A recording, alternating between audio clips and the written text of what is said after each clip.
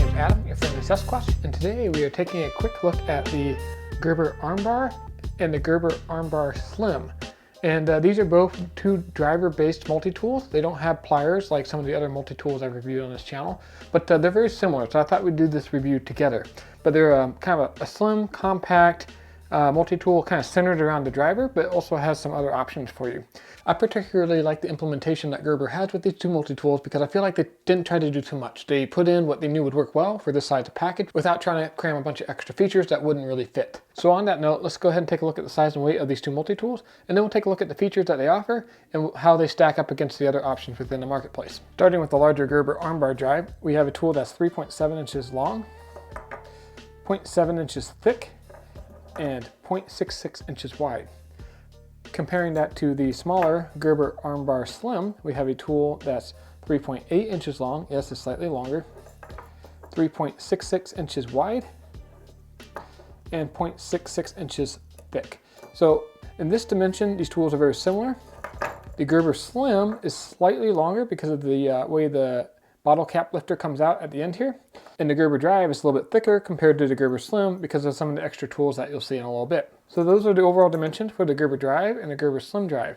Now for weight, the Gerber Drive is right at 3 ounces, where the Gerber Slim Drive is a little bit lighter at 2.45 ounces. For comparison, the Leatherman K2 is quite a bit bigger, coming in at 4.9 ounces. Now if we put them next to each other, you can see that the Leatherman is almost an inch longer and quite a bit wider.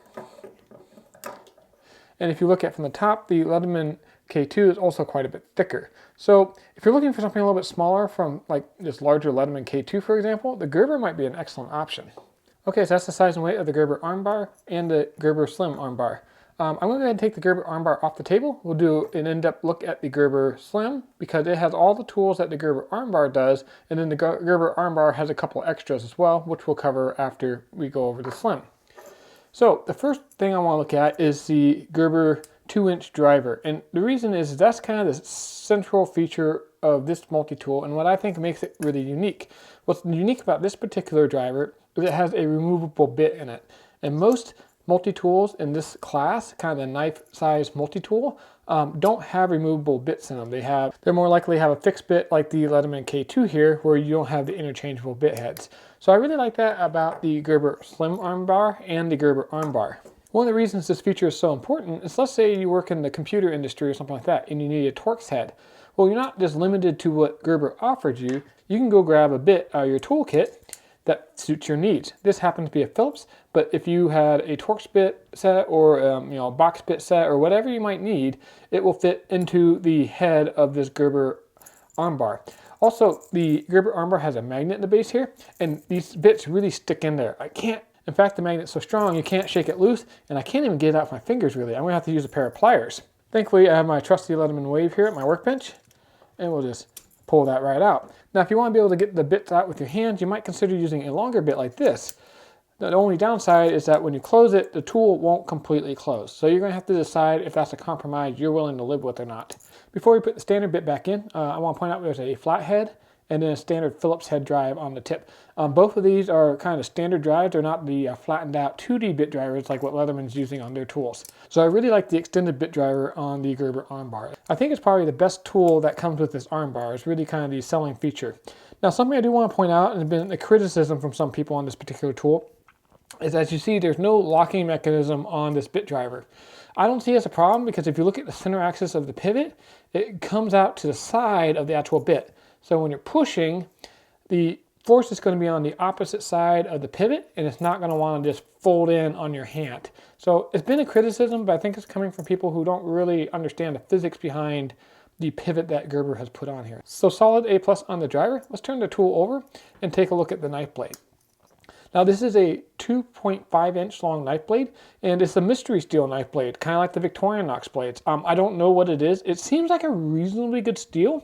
It's really sharp from the factory. I'm really impressed, and the hardness on it seems pretty good. I've used this a fair amount already, and you can see that I'm not getting any scratching. The blade's not dulling real easily, so it seems like a pretty good steel. I just don't know what it is since Gerber doesn't list it on their website or the product packaging. So the knife does have a liner lock, which is super nice. It locks up nice and tightly. I don't really get any up and down or side to side wiggle out of this tool. when I do really force side to side, it gets a little movement, but it's really the blade flexing, not the joint. So the liner lock is super tight on this. I really like the job that they did with it. Closing it up, we have, again, a real nice slim package. So A+ on the knife, I really like that. It's a locking knife, unlike most of Victorianox's offerings. And I do like the hollow grind and kind of blunted tip. It's going to be really good for draw cuts and other EDC type tasks. So A+ on the knife. Moving on from the knife, we have the last tool on this Gerber, and that is the cap lifter on the back. And again, just to open that, you just push back, and it's kind of a cam action. It just comes right out. Now, there's not all or anything like that. It's just kind of a blunted tip here, but the cap lifter does work really well if you want a cold beverage after your hard day of work. So nice that that's kind of built right in. And that's kind of it for the Gerber Slim Drive. You have the primary knife blade, which works great. Flipping it over, you have the 2-inch bit driver, which I really like with the double-headed bit, which you can also put your own custom bits in. And of course, the bottle opener. So that's the Slim Drive. Let's go ahead and move over to the Gerber Armbar. Now this has all the same tools that the Gerber Armbar Slim has, the 2-inch bit driver, the 2.5-inch knife, and on the back we have a little bit different bottle opener, which we'll get to in a minute.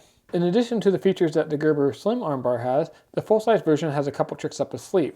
First up is the kind of short awl that's in the back of the handle. And this is a really nice awl. It's got kind of a sharpened edge on it, as you can see, and a really nice piercing tip.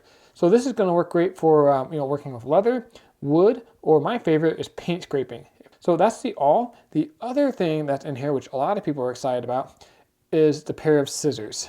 The scissors come out like this, and then you just unfold them, and they are spring-loaded. And they seem to work pretty well. I tested them on some paper and stuff like that. Did great, works great for loose threads, things like that. It did struggle a little bit with paracord. You could get through it if you held both sides, but it wasn't just going to cut loose paracord freely. So I'd give the scissors kind of a B- for a rating. They're not going to compare to like the Leatherman Surge or something like that. But again, this is a really small, compact tool. So if you just need to trim some things up, these scissors will work great. To put them away, you just fold them up like that, and there's no locking mechanism on here. Again, just like the driver, they just fold on over. Moving to the back of the armbar, we have this kind of multifunction tool. They're calling it a nail tapper, and I think you can fairly call it a nail tapper because it does rest on the frame right here. So for maybe picture frames, or if you just have a loose nail that you need to kind of tap in real quick out in the field, this will work. It's not going to be building a shed or anything like that, but it does work as a nail tap, or maybe even for driving small tent stakes. When you open it up, you have your cap lifter for a nice cold beverage after a hard day's work. They're also calling this feature a pry bar, and honestly, I think for paint cans and stuff like that, it would probably work great. To close the cap lifter, you just take your thumb and close it, and it locks right back into place in a secure way. Okay, so that was kind of the quick and dirty overview of the Gerber Armbar. What are kind of the major pros? Why would you want to pick up something like this? Well, I'd say the first major pro of a small compact tool like this is it's just how compact it is. And then on top of that, the bit driver is second to none for this size category. The fact that it has a 2-inch extension, letting you get into tight places, and that the bits are removable and you can customize it with whichever bit you use most frequently, I think that is awesome. On top of that, the knife is really nice. I like that as a locking knife, unlike options like the Swiss Army and Victorianox knives. Something else I really like about the Gerber Armbar is the texturing on the handles here. You can see it. It's got a nice little texture to it, both with the kind of burnt orange and then also just kind of the cutouts on the smooth stainless steel. This is going to make the knife a lot less slippery when you're using it when it's wet, helping you avoid an accident like sliding up on that knife blade. So super ergonomic when you're using it. You don't feel like there's any hot spots and you don't feel like it's going to slip out of your hands. And the bottle cap lifter is always a pro in my book. Those were some of the pros of these particular multi-tools. Let's talk about a couple of the cons, because no honest review would be complete without talking about the pros and cons. One con is that these are definitely smaller, more compact multi-tools. When compared to larger options like the Leatherman Wave, they're just going to be a lot less capable. But of course that means they come in a smaller and lighter weight package. Probably the biggest criticism I have with these particular multi-tools is there's no pocket clip. I feel like on a tool that's the size of a pocket knife, you really should have a pocket clip on them, like the Leatherman K2 does, which has a nice deep carry pocket clip. Furthermore, something that's kind of odd is the Gerber Armbar Slim has a nice little key ring on it, so you can attach it to your keychain or a carabiner to put on your pack or something like that, where the full-size Gerber Armbar does not have a key ring on it. And from what I can tell, there's not really a great place to put one on here either. Maybe at the very tip here, you can see this piece of metal is bent over. It's not the best place, but it's kind of the best place on this particular knife that I can see. So ideally, I think Gerber should have put a pocket clip on this pocket knife size tool. They had the room for one. They could have put one like right here, but they chose not to. So something to consider. Okay, so there's the review of the Gerber Armbar tools, and who's the kind of the target market for these particular multi-tools. And I'm going to say these are great EDC multi-tools. If you're looking for something a little bit smaller and lighter weight than this big old chunky Leatherman wave here, the Gerber is going to be a great option. For this price point, Gerber has really nailed it. It's a really competitive price point, offering some features that you just can't find until you get into more expensive tools such as this Leatherman K2, which cost over twice as much. So for the price, I think Gerber has a home run with the Gerber Armbar and the Gerber Slim Armbar. Thanks for watching. I hope you found this head-to-head overview of the Gerber Armbar and the Gerber Slim Armbar helpful. If you did, hit that like button below. It helps the channel out a lot. And don't forget to hit the subscribe button so you'll be the first to be notified when I release new videos just like this one. Cheers!